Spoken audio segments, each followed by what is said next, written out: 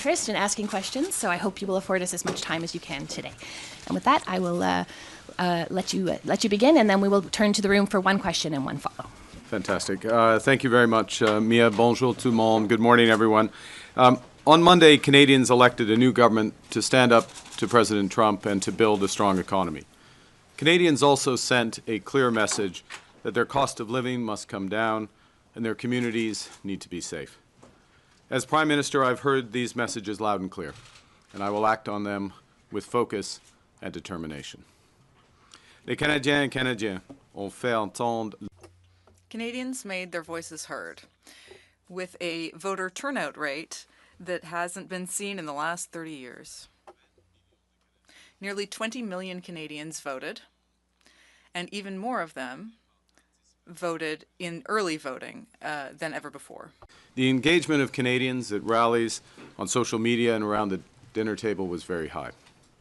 And while different visions were put forth by various contenders, we disagreed agreeably, and the leader of every party quickly and graciously accepted the results. At a time when democracies around the world are under threat, Canadians can be proud that ours remains strong. As I've been clear since day one of my leadership campaign in January, I'm in politics to do big things, not to be something.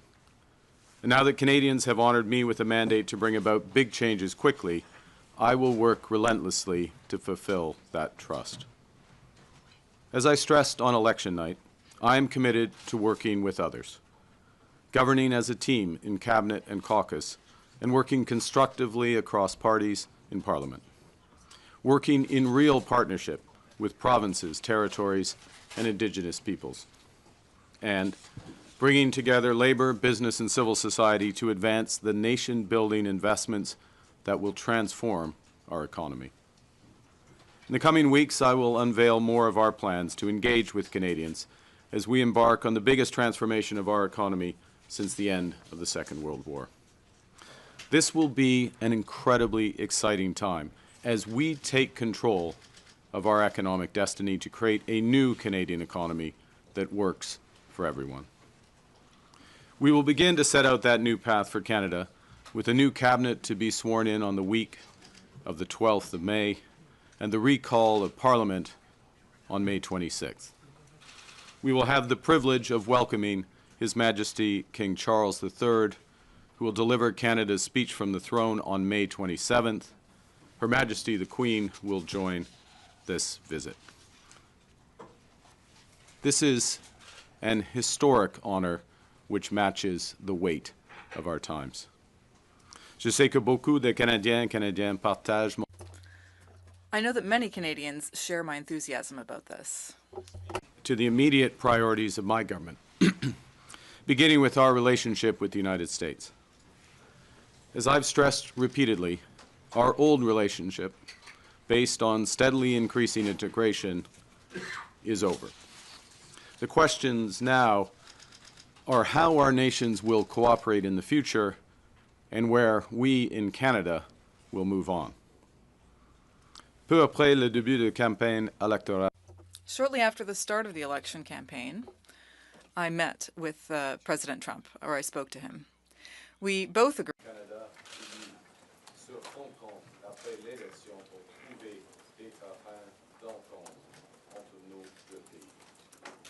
On Tuesday, I had a very constructive call with President Trump, and we agreed to meet next Tuesday in Washington. Our focus will be on both immediate trade pressures and the broader future economic and security relationship between our two sovereign nations. My government will fight to get the best deal for Canada. We will take all the time necessary, but not more, in order to do so. In parallel, we will strengthen our relationships with reliable trading partners and allies.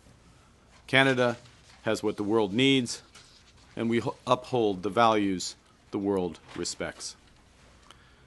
Au cours des derniers jours, je me suis entretenu avec le président Macron, le président du Conseil européen d'Acosta, le Premier ministre du Japon, Ishiba, et le secrétaire général des Nations Unies, Guterres. J'ai aussi parlé au président Zelensky auprès de qui j'ai réaffirmé l'engagement du Canada envers le peuple ukrainien. Dans les semaines et les mois à venir, je saisirai toutes les occasions d'échanger avec nos alliés et partenaires pour bâtir des relations renforcées, fondées sur des valeurs communes. Nous allons faire preuve de leadership à l'international. Nous aurons d'ailleurs l'occasion d'en faire la démonstration en juin, alors que le Canada présidera le sommet de G7. We will reinforce our strength here at home by building an economy that creates jobs, grows incomes, and withstands shocks. Pour y arriver, nous allons bâtir une seule économie canadienne au lieu de 13. D'ici la fête du Canada, mon gouvernement aura contribué à l'atteinte de cet objectif. We will remove federal barriers to internal trade by July 1st to help unleash the full potential of Canada. We will work with provinces, territories, and Indigenous groups to identify projects that are in the national interest, projects that will connect Canada, deepen our ties with the world, and grow our economy for generations. We'll make the Canadian government a catalyst for these projects, not an impediment. And we'll always be guided by our conviction that our economy is only strong when it serves everyone. That means bringing down costs for Canadians and helping them get ahead. So we will put more money in Canadians' pockets with a middle-class tax cut that will take effect by Canada Day, saving two-income families up to $825 a year. We will protect the programs that save families thousands of dollars a year, including pharmacare and $10 a day daycare. We will expand the Canadian Dental Care Plan to 8 million Canadians, saving the average family over $800 per visit. To lower costs for first-time homebuyers, we will cut GST on new homes at or under $1 million, allowing them to save up to $50,000, and we will lower the GST on homes between $1 million and $1.5 million. These tax measures will provide immediate relief, but they won't be sufficient to make housing affordable again. For that, we have to build. We will address failures in the housing market head-on, unleashing the power of public-private cooperation at a scale not seen in generations. We will slash development charges in half for all multi-unit housing. That's about $40,000 off the cost of a two-bedroom apartment in Toronto. And we will create an entirely new Canadian housing industry in modular and prefabricated housing using Canadian technology, Canadian skilled workers, and Canadian lumber.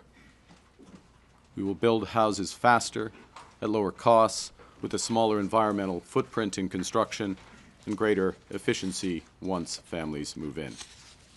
And to kickstart these efforts, we will create a new entity, Build Canada Homes, and provide $25 billion in financing to private developers. Nous allons construire 2 fois plus de logements par année et créer une toute nouvelle industrie de la construction avec des technologies canadiennes, des travailleurs qualifiés canadiens et du bois canadien. My government will focus on keeping Canada secure as a sovereign nation and Canadians safe in their communities. We'll build a stronger Canadian armed forces to protect Canadians, defend our sovereignty, and support our allies. We'll strengthen our border security with 1,000 more CBSA officers, as well as scores of dog teams, drones, and scanners to fight the traffic of guns and drugs. We'll strengthen Canadian law enforcement by hiring 1,000 more RCMP officers and giving law enforcement more tools to fight crime.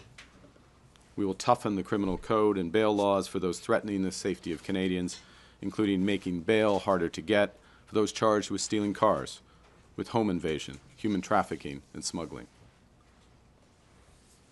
Nous allons bâtir la confiance en notre système de justice et nous allons faire de même avec notre système de l'immigration.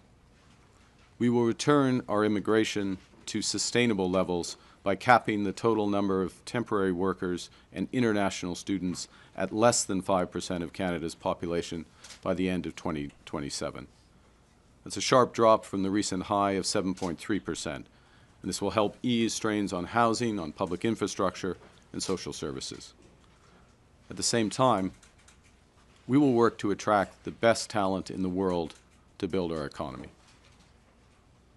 Canada has what everyone wants.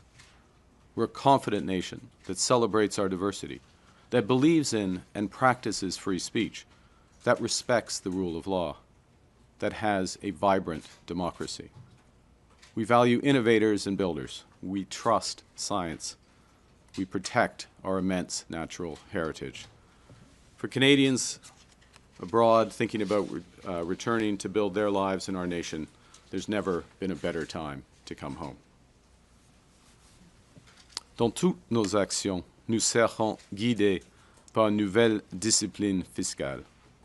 Notre gouvernement va dépenser moins pour que les Canadiens puissent investir plus. Day-to-day government spending, the government's operating budget, has been growing by an unsustainable 9% every year. We will bring that down to 2%, less than half the average nominal growth rate of the economy. We will not cut any transfers to provinces, territories, or individuals. Instead, we'll balance our operating budget over the next 3 years by cutting waste, capping the public service, ending duplicative programs, and deploying technology to boost public sector productivity. We will use scarce taxpayer dollars to catalyze massive private investment. By working together, we can give ourselves far more than the Americans can ever take away.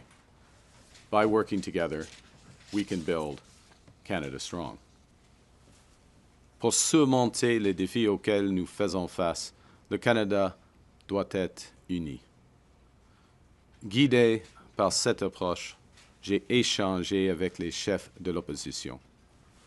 J'ai fait part de mon intention de travailler avec eux pour rendre notre gouvernement plus efficace, soutenir nos travailleurs et nos entreprises et remettre notre économie sur la bonne voie. J'ai aussi échangé avec les premiers ministres des provinces et territoires qui sont des partenaires essentiels du gouvernement fédéral. Avec eux, je m'attends à continuer le travail étamé lors de la rencontre des premiers ministres que nous avons tenue avant l'élection, où nous nous sommes étendus pour abattre des barrières qui freinent le commerce interne et la mobilité de la main-d'œuvre. Canadians in the NHL play for a variety of teams passionately against each other.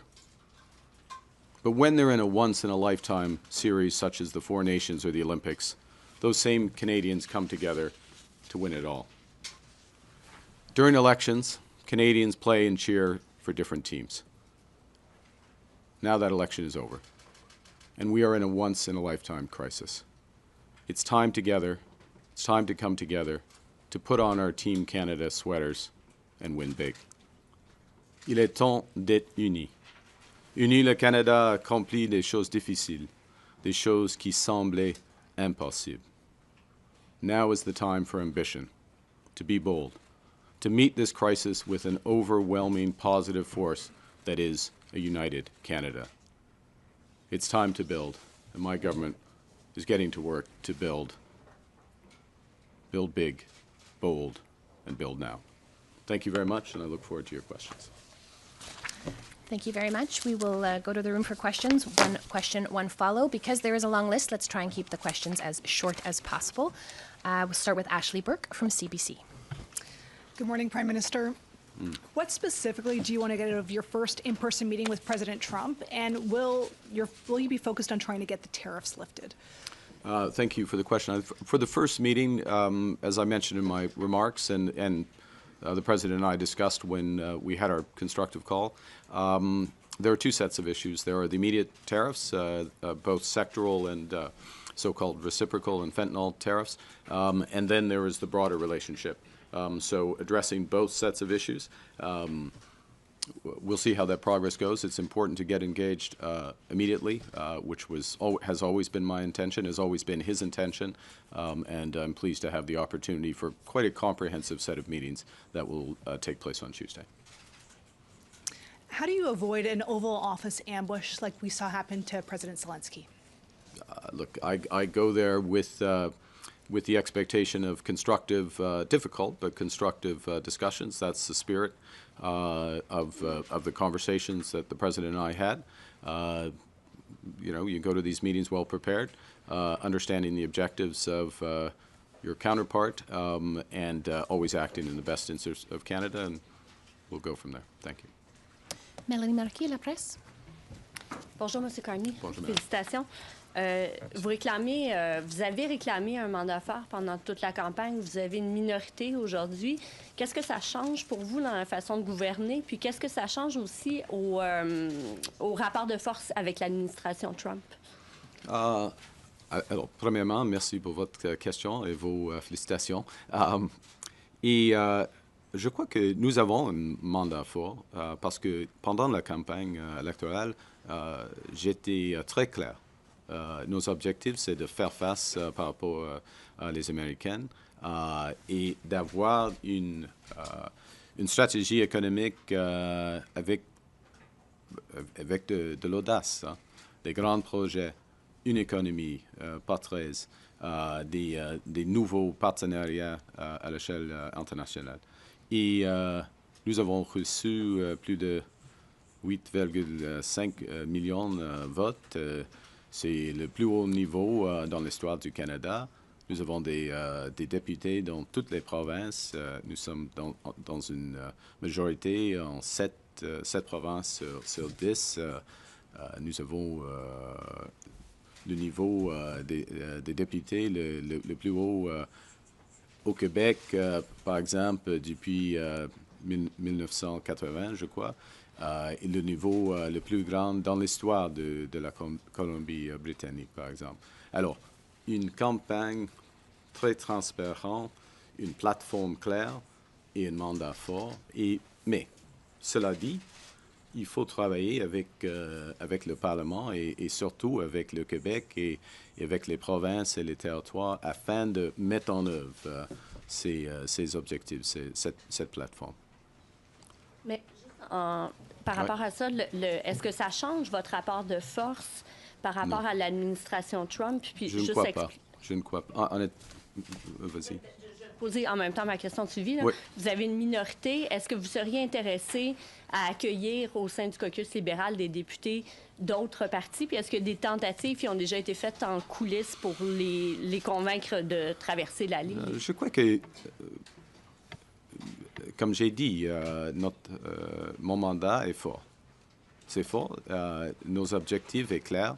Et par exemple, j'ai eu des conversations une conversation très constructive avec M. Blanchet en ce qui concerne la stratégie pour le Canada et une conversation constructive avec M. Poilievre en ce qui concerne notre stratégie par rapport aux Américaines.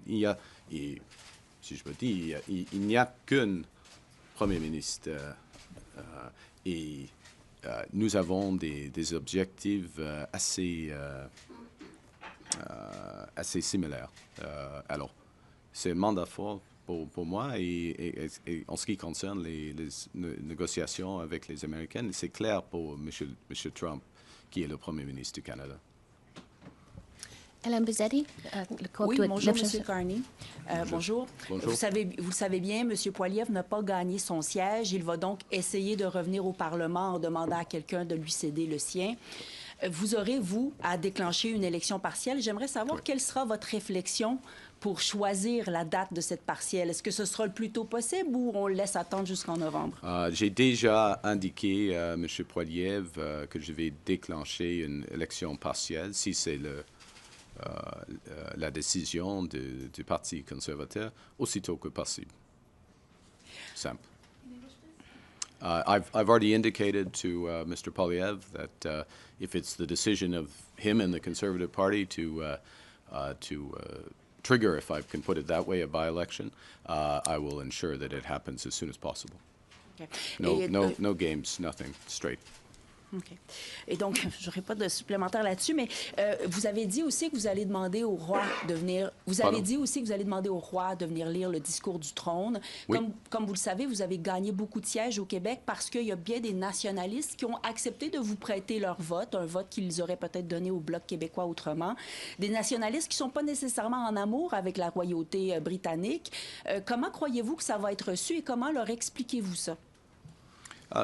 C'est simple, puis le roi, c'est une... premièrement, j'ai demandé au roi et Sa Majesté, il l'a accepté. Alors, il va assister à l'ouverture du Parlement. Ça, c'est clair. Et c'est cette situation, cette décision souligne la souveraineté du Canada. C'est absolument clair. C'est un message très clair par rapport aux autres pays à travers le monde. Et c'est un honneur. Voilà. Merci. To be clear, I made the request of His Majesty, and he has accepted. He will open Parliament with the speech from the throne, and that is it clearly underscores the sovereignty of our country. En quelle façon ça souligne la souveraineté de demander au monarque de notre pays? C'est la troisième question ou c'est quoi? Yeah, but my question was cut off. Okay, yeah. In what way? It underscores this is the ultimate head of state, which underscores one of the points I made. I'll answer it this way. Quand je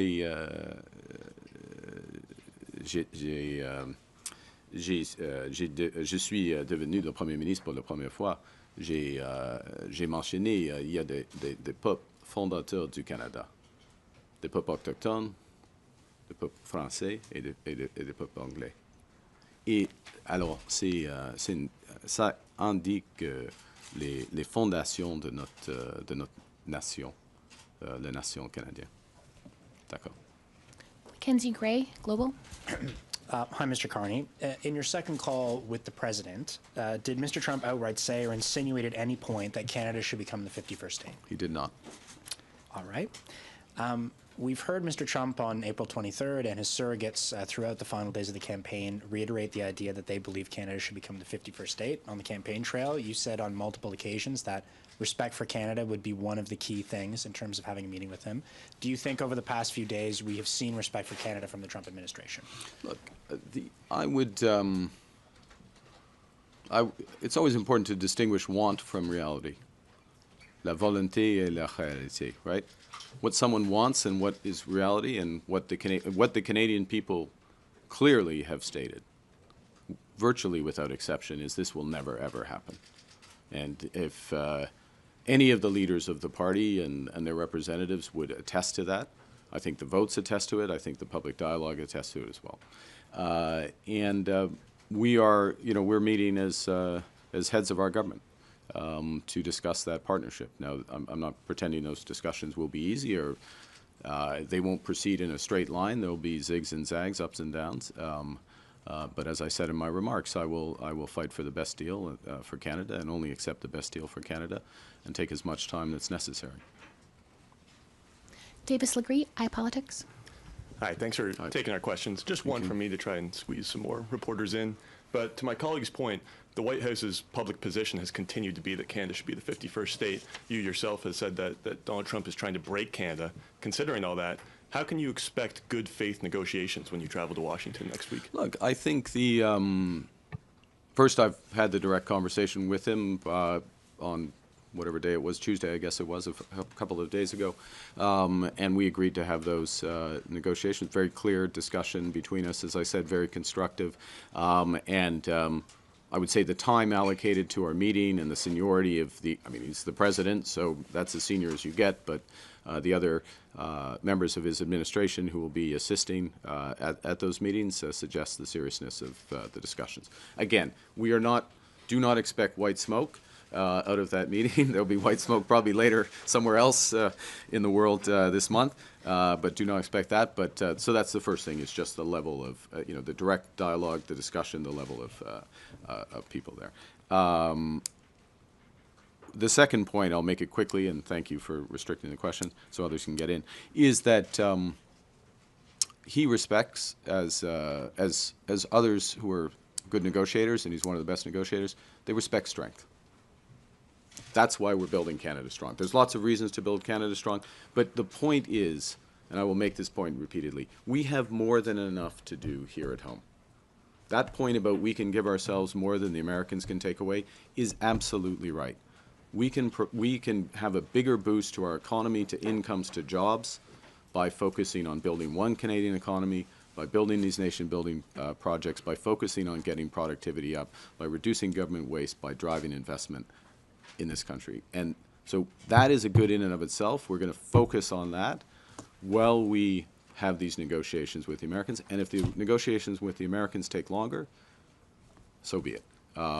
We've got more than enough to do here. Kyle Duggan, the Canadian Press. Mr. Carney, will you be pursuing a formal governing pact of any kind with the NDP? No. Short answer, no. And why not? Why?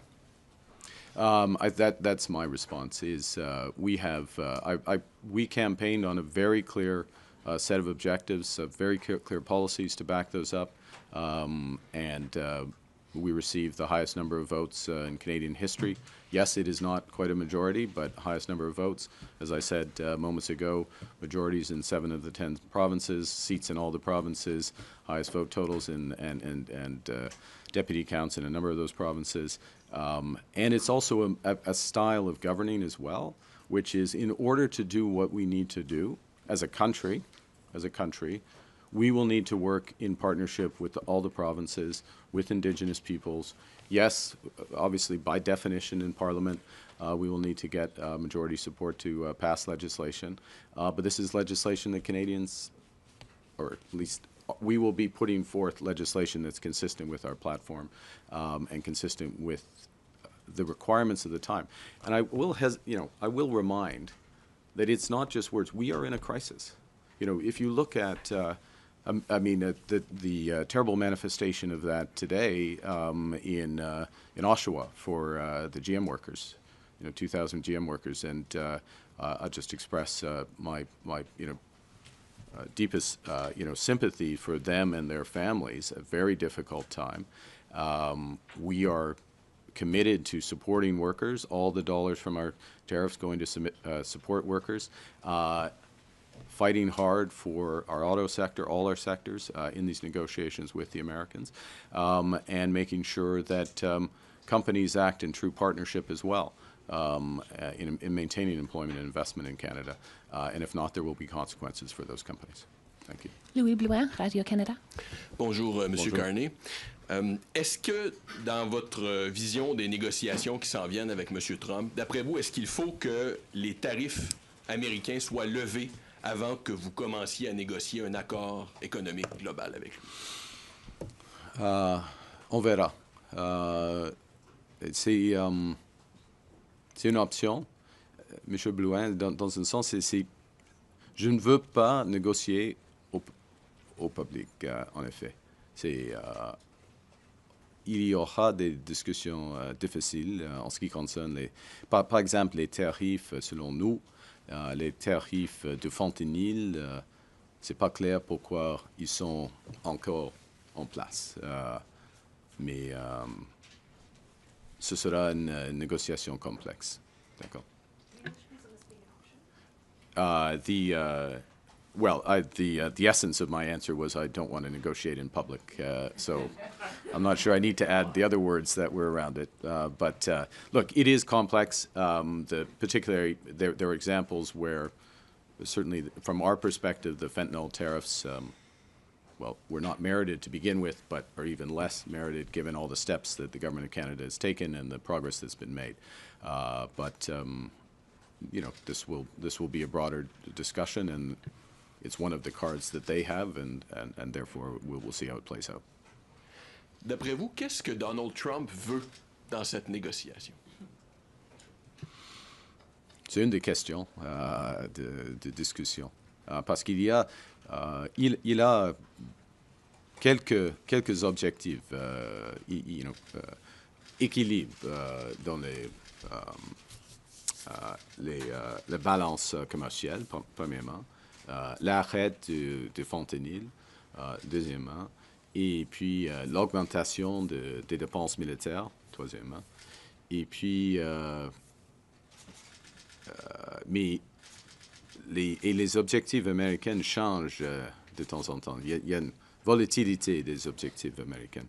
Alors, mais pour nous, c'est une question d'avoir un accord gagnant-gagnant avec eux dans un monde qui devient plus divisé et dangereux. Et alors, il y a des secteurs stratégiques pour les Américains et le Canada. Et une des questions, c'est, OK, est-ce qu'on va coopérer dans ces secteurs, y compris, par exemple, les minéraux critiques, le secteur automobile, l'aluminium. Il y a des exemples dans l'énergie, par exemple. Ou est-ce qu'on va diviser le marché dans l'Amérique du Nord? C'est pas clair. C'est pas un bon choix, la deuxième. Ça c'est clair. Mais s'il veut, le Canada a d'autres options. Ça, c'est clair. Ça, c'est clair. We'll have time for one more very fast question. Catherine Levesque from the National Post. Okay, I'll try to make it two very fast. Good. Prime That's the Minister. spirit. That's the spirit, Catherine. That'll get me coming back. Your party picked up seats across the country but lost a few seats in Ontario. Why do you think that is, and did those seats cost you your majority? Well, I think arithmetically, yes, but we could pick other seats that went various ways. We'll reflect on that. I think as I said at the top, what I take as the Canadians voted for many reasons in different circumstances. First and foremost, what we've been talking about most of this time, standing up to the Americans, getting the best deal for Canada. That's there. Relatedly, a strong economy that works for everyone. But also, clearly, affordability issues. We had a big focus on affordability, security, and safety. That's what we take. That's what we take as maybe I should say personally. I take as the mandate that the focus of this government should be on those issues. As you know, to govern is to choose. You have to decide where you're going to focus. And I'm signaling, and of course there will be a speech from the throne and subsequent communications, but I'm signaling clearly where that focus is. And can we expect your cabinet to be larger than your previous one, and will François-Philippe Champagne remain as finance minister? Did he ask you to ask that question? Now we know your sources. Yeah. We will look. I committed to an efficient cabinet, a focused cabinet, cabinet with parity, gender parity. And we'll work towards it. Those final decisions haven't been made. So, Monsieur Champagne he will have to wait. Sorry about that. Thank you very much. I think we have to respect the president of the. We have to respect the. I am truly sorry, but the Prime Minister does have to go. Yeah, bien sûr, of course. Yeah. Okay, that's fine. Yeah. What do you want? No. Let's not get carried away. All right, thank you.